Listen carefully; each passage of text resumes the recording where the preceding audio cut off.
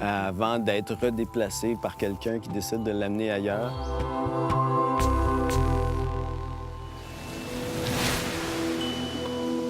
Dans quelques minutes, on visite une communauté d'écolos aux Pays-Bas.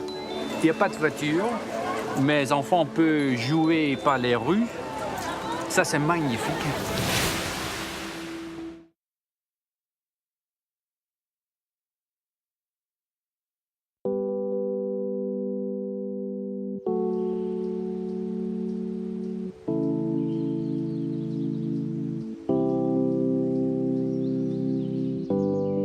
Les années 80.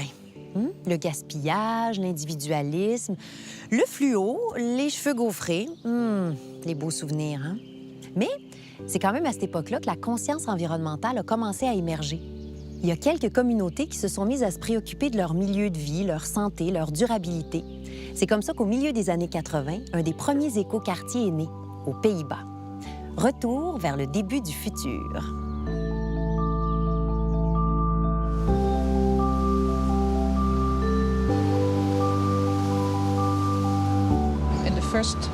J'ai travaillé dans le milieu du théâtre pendant 20 ans, puis j'ai étudié l'architecture intérieure à la Richefeld Academy, et ensuite je me suis intéressée au développement durable, à la construction durable, et en fait, à la Terre. Les questions existentielles comme quel est le sens de la vie, que faisons-nous sur Terre?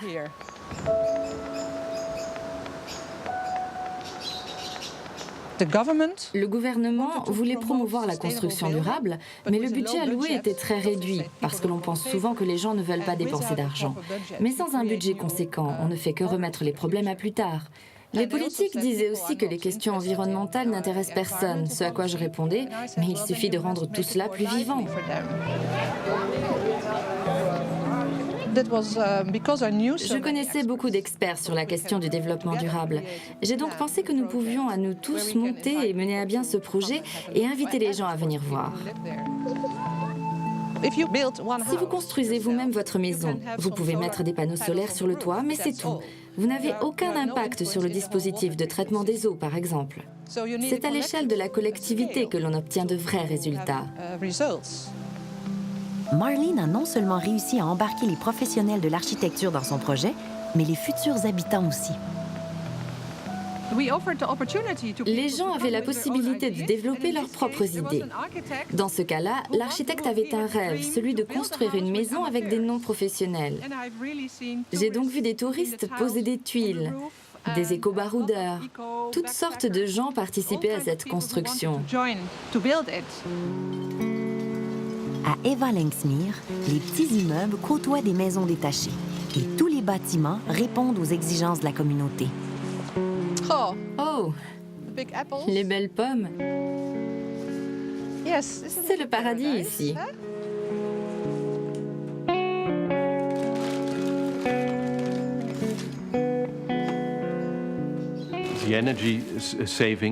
On fait beaucoup d'économies grâce à cette serre, qui agit comme un tampon énergétique. Il fait environ 4 degrés de plus qu'à l'extérieur. On garde aussi la chaleur avec une serre.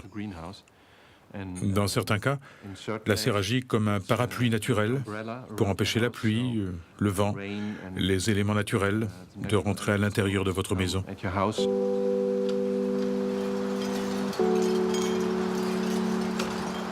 On a voulu construire en respectant le paysage qui était là avant.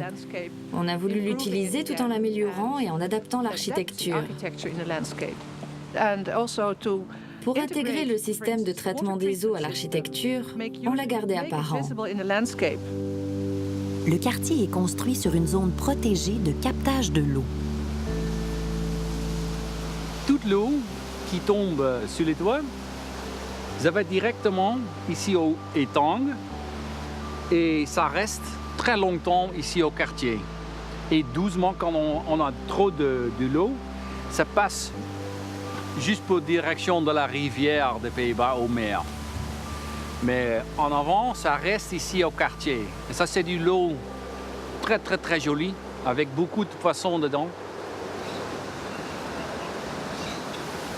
Pour filtrer et nettoyer l'eau l'eau de la cuisine, l'eau de la douche. Ici, ça fait naturellement. Mais je ne suis pas le monsieur qui peut expliquer. Peut-être il y a un signe ici. Mais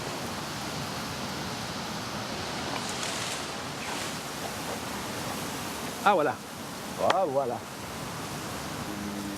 Bon, l'eau qui est sale, ça rentre ici entière avec une grande pompe. C'est filtré ici en sable et un système en dessous. Avec des plantes en top, c'est possible de nettoyer l'eau pour filtrer l'eau. Après le contrôle ici, ça peut aller d'aller le petit système aux directions de la rivière.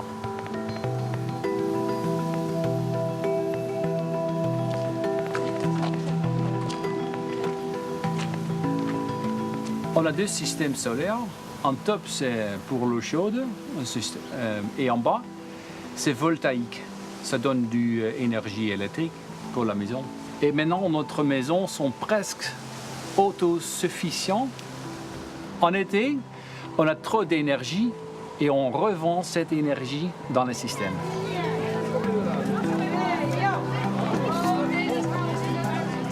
J'aime beaucoup mon quartier, le quartier de mes enfants. Il n'y a pas de voiture. Mes enfants peuvent jouer par les rues. Ça, c'est magnifique.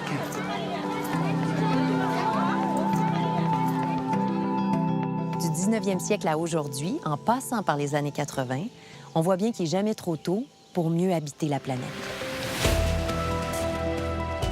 Dans le prochain épisode, une forêt à Eastman qui dissimule de drôles de cabanes. Chaque écogite est différent, mais on essaie toujours d'avoir le moins d'impact. Près de San Francisco, un chalet modeste drôlement inspirant. Quand on réutilise un objet, on récupère un peu de sa magie, de son histoire. Et en Autriche, une maison qui capte les rayons du soleil. Et il y a des gens qui trouvent que la maison ressemble à un vaisseau spatial.